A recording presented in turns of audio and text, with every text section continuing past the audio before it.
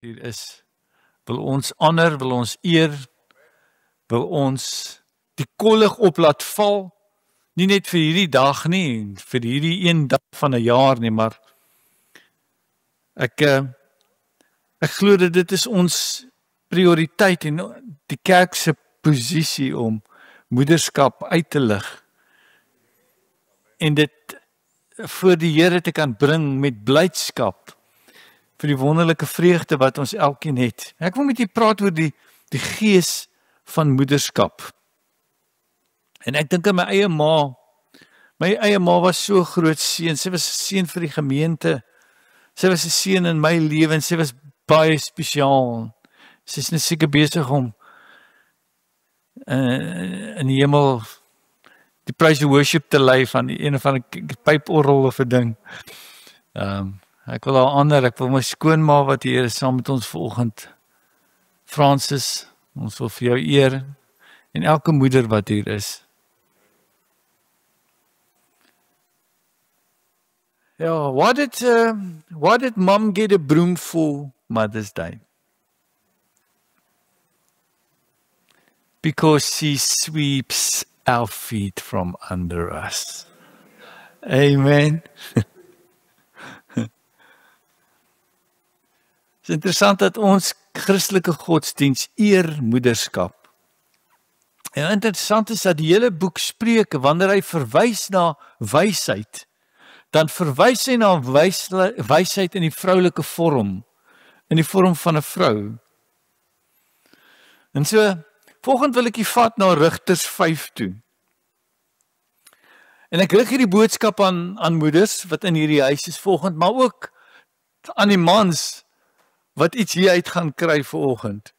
Rigters 5 vers 6. En in die dae van Samgar, die seun van Anat, in die dae van Jaal, onthou daai naam Jaal, dit was 'n vrou.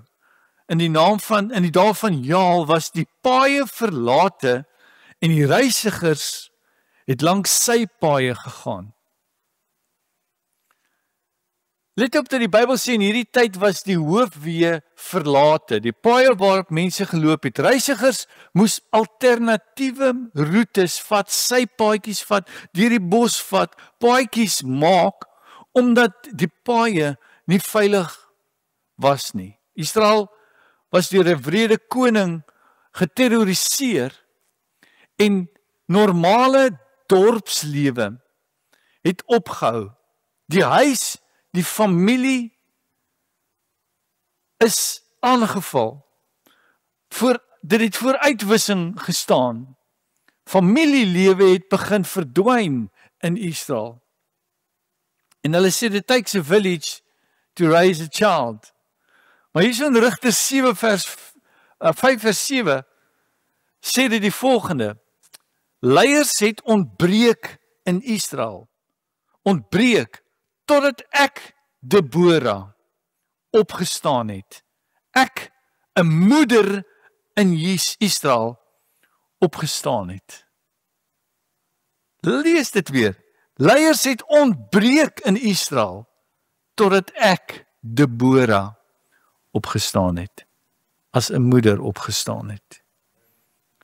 Hierdie 2 verse wat uit die lied van Deborah geskryf is nogal ongelooflik. Hierdie was 'n ongelooflike vrou in die Bybel. Hierdie was 'n vrou wat in die Ou Testament 'n rigter was, een van 7 rigters, waarvan Salomo seker een van die bekendstes was. Maar was daar 'n vrou wat 'n rigter was? Opgewek wanneer die nasie van koers afgeraak het. Maar vir hierdie spesifieke tyd is dit vir my interessant dat God spesifiek 'n vrou opgerig het om 'n rigter te wees. 'n Rigter was iemand wat leierskap en wysheid getoon het en leiding gegee het aan sake van kultuur, van politiek, van rigting, van wetgewing in hulle samelewing. Moeilike vrae en situasies is deur haar hanteer. En sou situasies beoordeel. En God het hierdie vrou genaamd Deborah opgewek in 'n tyd waar mans gedomeineer het in die samelewing. Hierdie vrou was nie 'n gewone vrou, status quo tipe vrou nie. Sy was 'n regter, sy was 'n beslissende faktor in situasies rakende Israel. Inteendeel, dispute is wat hulle noem onder die palm van Deborah, is dispute gevoer, 'n spesifieke boom wat sy van gehou het in Israel. Hierdie vrou het Israel geestelik gelei in 'n tyd van verduistering en verwarring in hulle samelewing. Sy was 'n profetes, sy was 'n digter, sy was 'n sanger, sy was 'n militêre leier en sy was 'n ma. Wat ek wil hê jy moet raak sien, is dat die Bybel het gesê dat sy opgerig is in die tyd van koning Jabin. Jabin was 'n Kanaanitiese bose leier wat vir 20 jaar lank Israel geterroriseer het, onderdruk het, aangeval het. Hy was 'n wrede, bose man. En hy het alles wat Israel ingeglo het probeer vernietig, hulle kultuur. Hy het probeer om hulle gode te laat aanbid en afgedwing. Maar ons sien dat jy sukkel nie met die vroue van daai tyd nie. Want ek het vir jy gesê, moet die naam Jaal onthou. Nou hierdie koning van Kanaan het teen Deborah het 'n weermag opgerig en sy het saam gaan veg, saam met haar generaals, is sy na die slagveld toe. Maar die koning van Kanaan het uitgevlug voor hulle uit. Die Here het hulle die oorwinning gegee. En toe vlug hy weg en hy gaan na hierdie bekende vrou Jaal om skuiling te vind en sy neem hom in sy huis in. En sy gee vir hom warm gemaakte melkies voor hy gaan slaap. En toe hy slaap, toe vat sy 'n tentpen en 'n hamer en sy deurboor sy slaap, is die kinders hierso. Sy deurboor sy slaap dat sy kop vassit aan die hout aan die onderkant. Jo. Nou ja, en die Bybel het gesê dat in daai tyd was die hoofpee en die paaie was dit beset. Net na hierdie vrou dit gedoen het, kom Deborah en sy skryf 'n lied oor die spesifieke detail van hierdie tentpen. Julle kan dit gaan, is 'n fascinerende vraag, gaan lees dit in Rigters 4. Van hierdie vrou Deborah wat toe 'n lied skryf oor die man wat daar lê, van die pen wat deur sy kop is en sy kop wat vassit. Dit is amper soos 'n modern day version van Simbamba. Staan sy nek op, gooi hom in die sloot, trap op sy kop en is hy dood.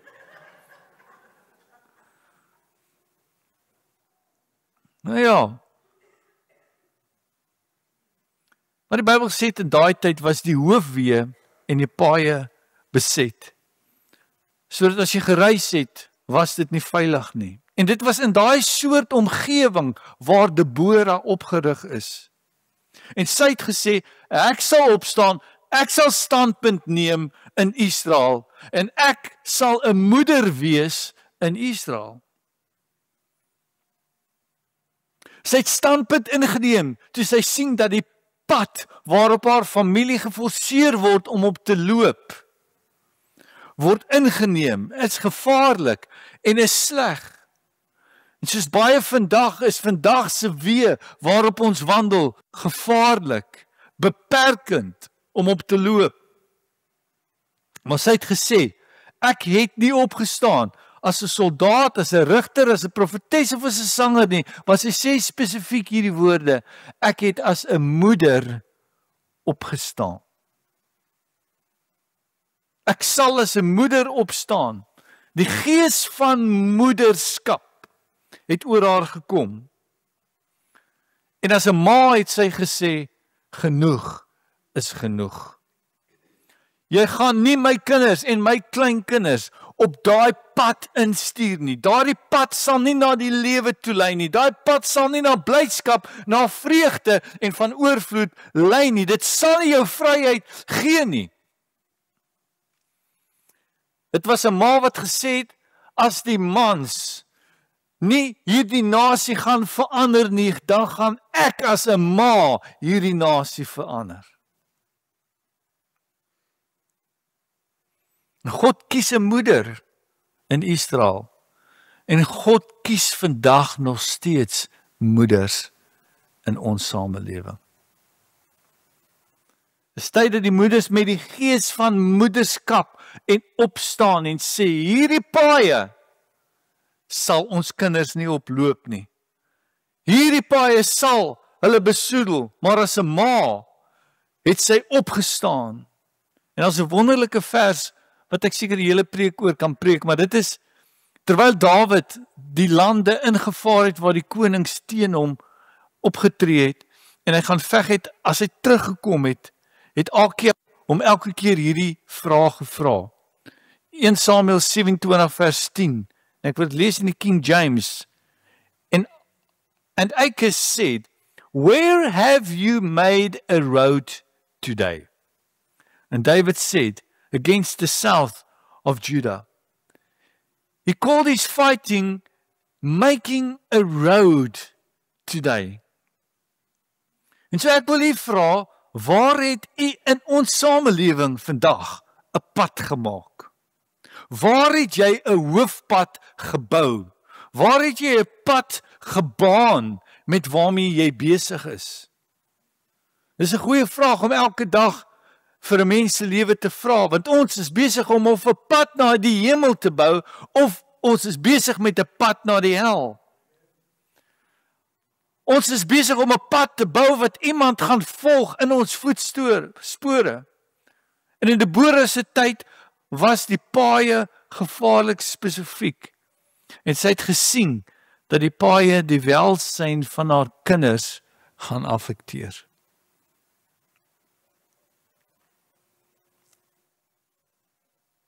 Jy sien, die pad wat na die duisternis lei, is breed, maar die pad wat na die lewe lei, is nou.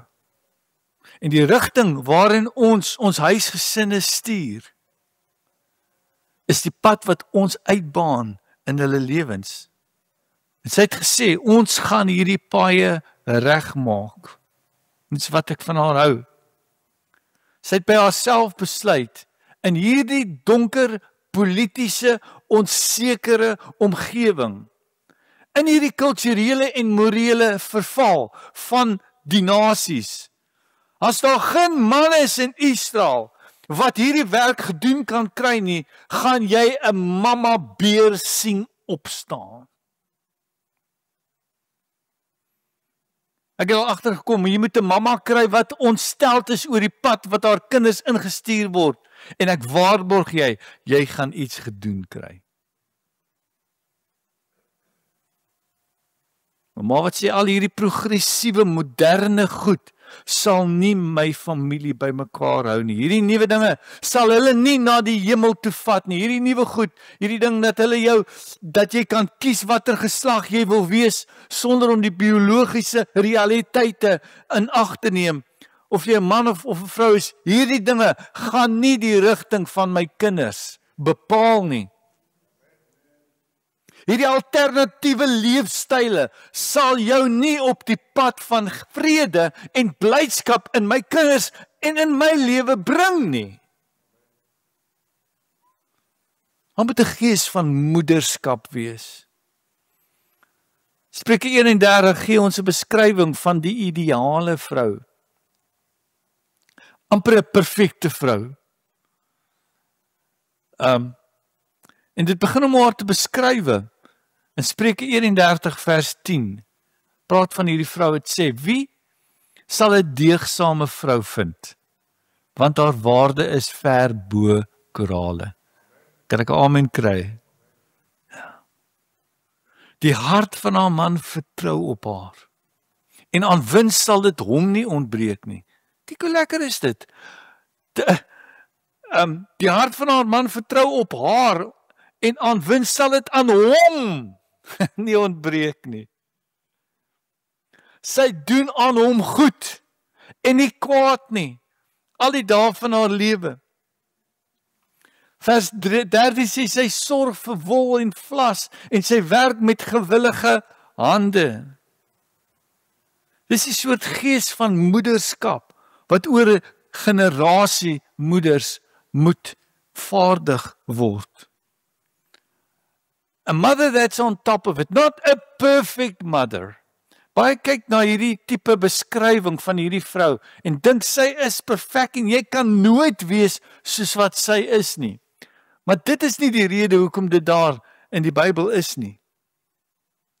Dit het te doen met 'n vrou wat opstaan en besluit, as iets in haar kinders se lewe aan die gang is, gaan sy bewus wees daaraan. As iets in die skool aan die gang is sy bewus daarvan. As daar iets in haar familie aan die gang is, in haar geliefdes se wêreld, gaan sy daarvan bewus wees. En sy gaan goed doen en nie kwaad nie. Bybel sê sy soek wol en vlas vir haar gesin se klere. En sy werk met gewillige hande. Hierdie vrou is 'n werker, sy is 'n doener, sy is besig. Sy laat dinge gebeur in haar huisgesin. Sy maak seker dat daai huis reg is, dat die kinders reg lyk. Hulle hardloop nie uit in die publiek met vuil neuse en die mekaar hare nie. En as dit koud is, dan dra hulle 'n baadjie. Sy sien uit en om na haar huisgesin. Sy bring kos in, sê die Bybel, van ver af. Van ver af is seker, waar is dit? Woolies. Ek weet nie. Is 'n vrou wat die kos in, sy wil weet wat hulle eet. Sy wil weet wat hulle dieet is. Sy wil weet of hulle broccoli eet. Sy wil weet of hulle groente eet. Sy sê, moenie dit eet nie, dit het preserveermiddels in. Dis 'n gees van 'n moeder wat omgee. Sy is nie soos, eet maar net enige suiker en drink net wat jy wil nie, gaan net weg van my af en prop hulle vol. En hier is nog 'n McDonald's en hier is nog 'n lekker ding. Ek preek en sê dat die gees van moederskap moet oor 'n generasie en 'n samelewing moet ontkom. Spreuke 31 vers 15 gaan aan om hierdie vrou te beskryf en dit sê, en sy staan op as dit nag is, gee voedsel aan haar huisgesin en die bestemde deel aan haar diensmeisies. Sy dink na oor 'n stuk grond en koop dit. Ek sê gister vir vrou my en gister toe ons daar verby 'n plot ry, want my vrou het 'n oog vir 'n plot. Dink ek so, sê ek vir haar, sy is baie soos hierdie vrou van Spreuke 31. Want sy wil net 'n stuk grond koop.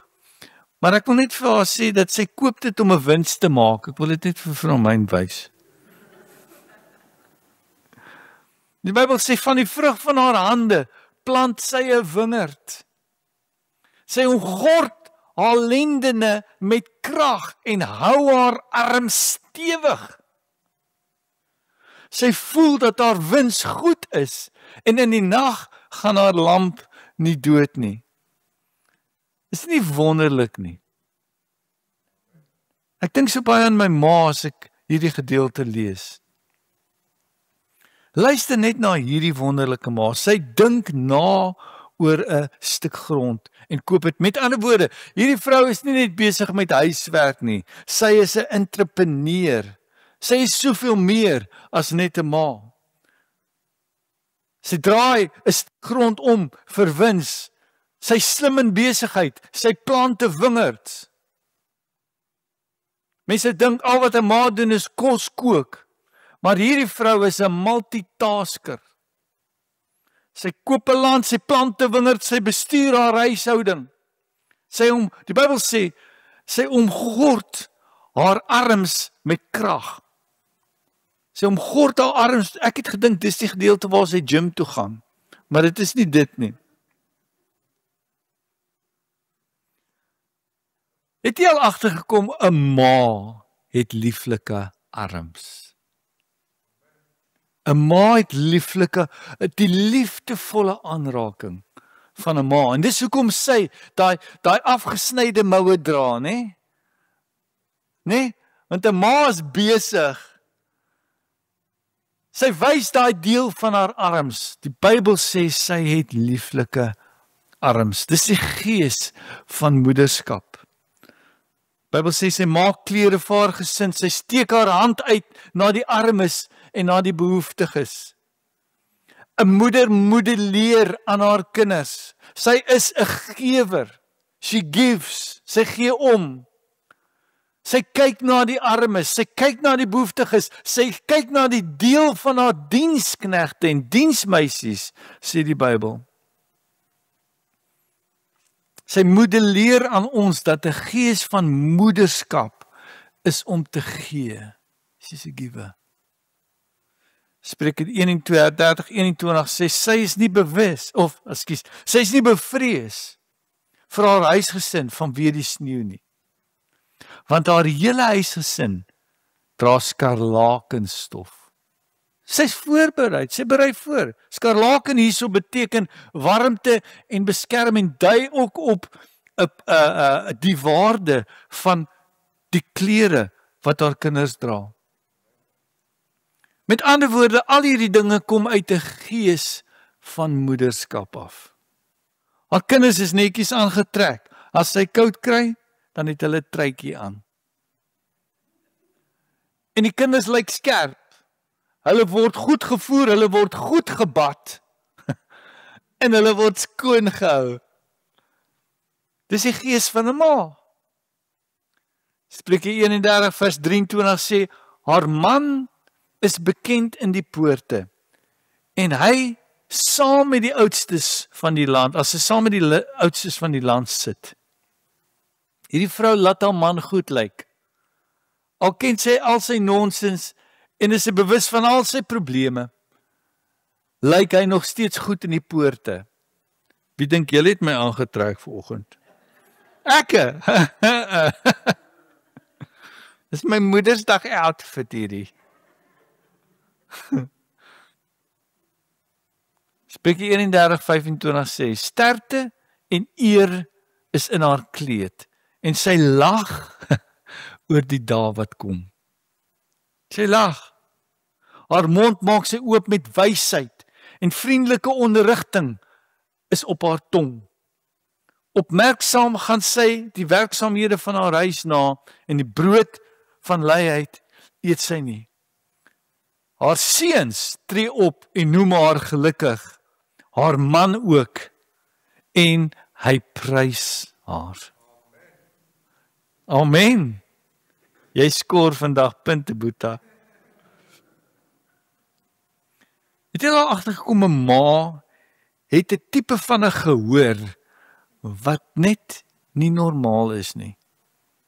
Sy kan 'n gefluister 3 kamers verder hoor wat iemand anders sê. 'n Ma het oë agter in haar kop. Ek sê partykeer vir my, hoe weet jy? Want sy's besig om so iets te lees hierso. Dan sê sy presies wat ek nie moet doen nie.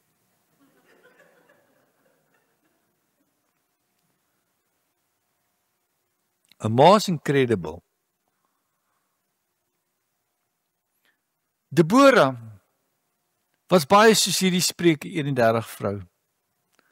Sy staan uit en die wêreld was 'n slegte plek toe sy 'n moeder geword het. Maar toe sy klaar is met haar taak as moeder, was die wêreld 'n beter plek. Jy weet, die Bybel het baie kragtige moeders. Ek dink aan Lea. Jy onthou Lea, Jakob se vrou. Lea was 'n ma wat nie 'n perfekte huwelik gehad het nie. Want haar man Jakob was verlief met haar sussie Rachel. Lea was sy eerste vrou wat hy maar met 'n transaksie met Laban gedoen het, want hy wou eintlik Rachel gehad het, maar toe kry hy vir Lea.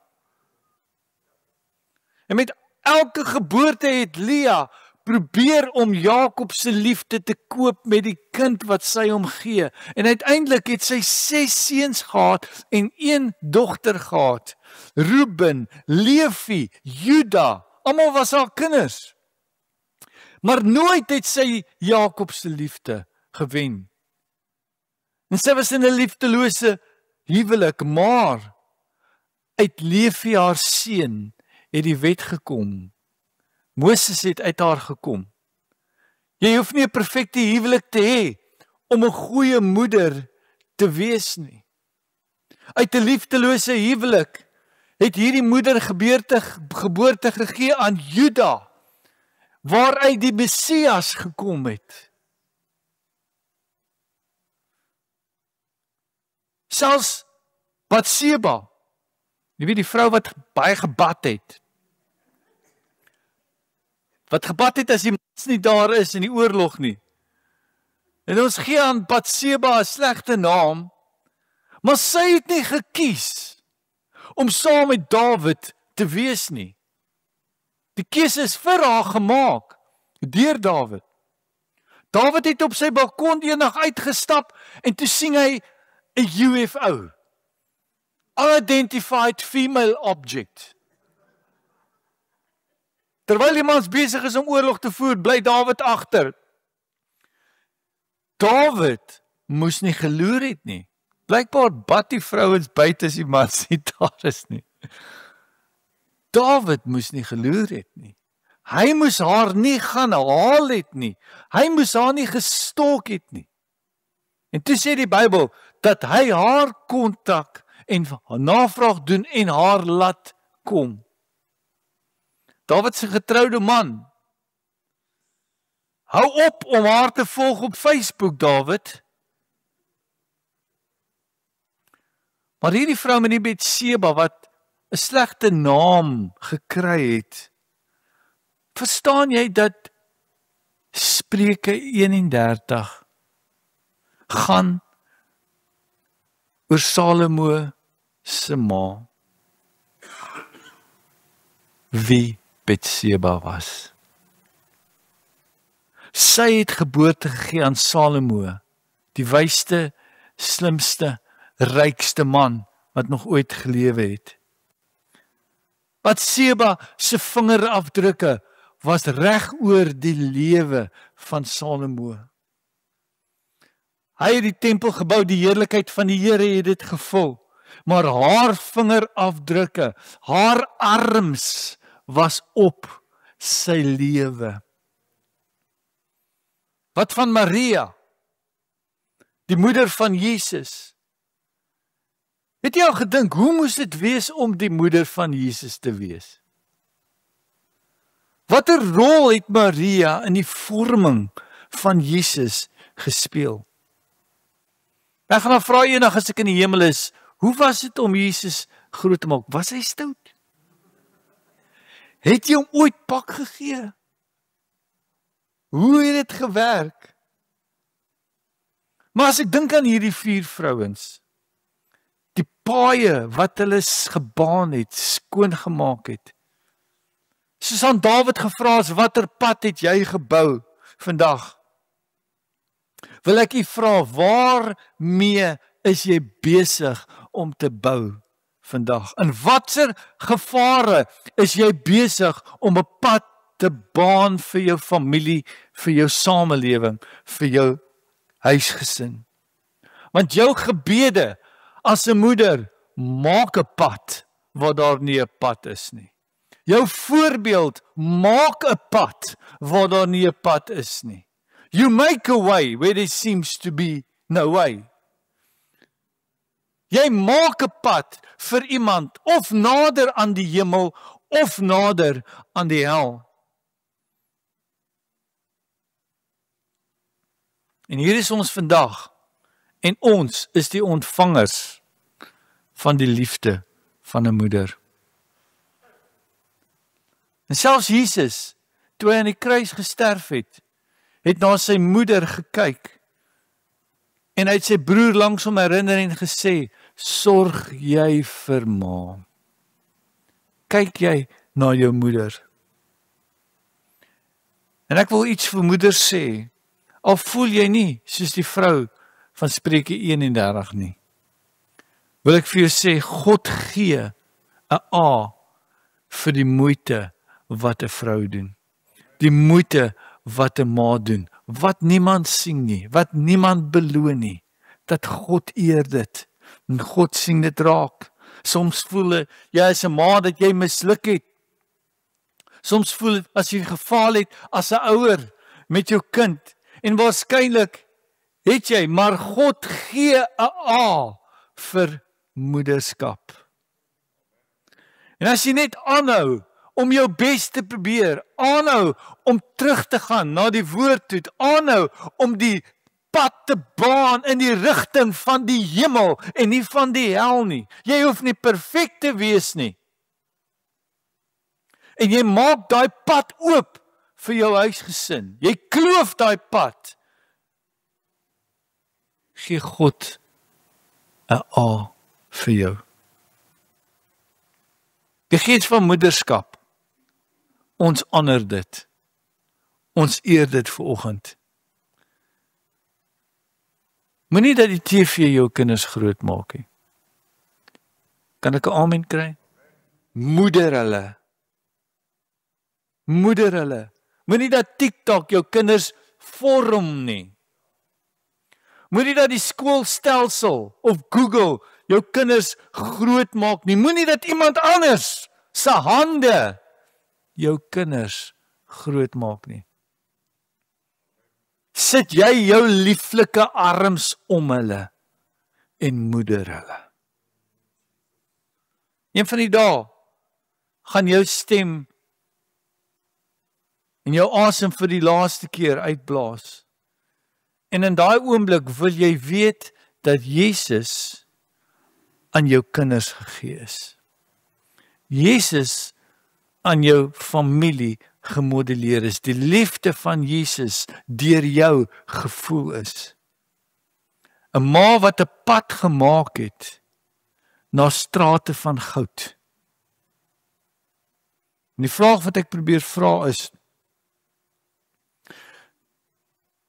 luister hierso, jou gesin gaan nie per ongeluk by God uitkom nie. Kan ek 'n amen kry? Gaan nie per ongeluk daar uitkom nie. Dit gaan omdat jy 'n pad gemaak het.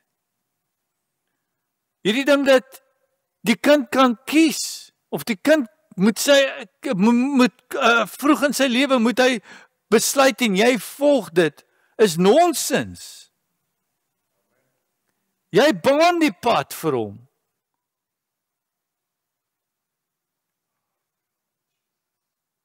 Want die pad wat die wêreld ons kinders wil vat en hulle vat, daai pad is breed. Daai pad is leeg. Daai pad is duister. En as ons nie die baan en die pad maak nie, gaan iemand anders dit maak. En kan ons huisgesin verlore gaan. Maar wanneer jy as 'n pa en 'n ma opstaan en sê, ek sal as 'n moeder opstaan en die pad maak, dan het die kinders 'n kans. Kom terug na familie, kom terug na geloof, kom terug na Jesus toe. Come back to God. Eendag wanneer ons almal in die hemel kom, dan gaan ons God dankie sê vir ons moeders. Amen. So mooi, ek wil afsluit hiermee. Die Bybel sê, haar seuns staan op en noem haar gelukkig. En haar man prys haar. En ek wil vra dat ons vanoggend die moeders wat hier is vandag, die moeders wat hier is, ek wil die vra om te staan. Elke moeder, vir my kom jy ook uit. Elke moeder hier.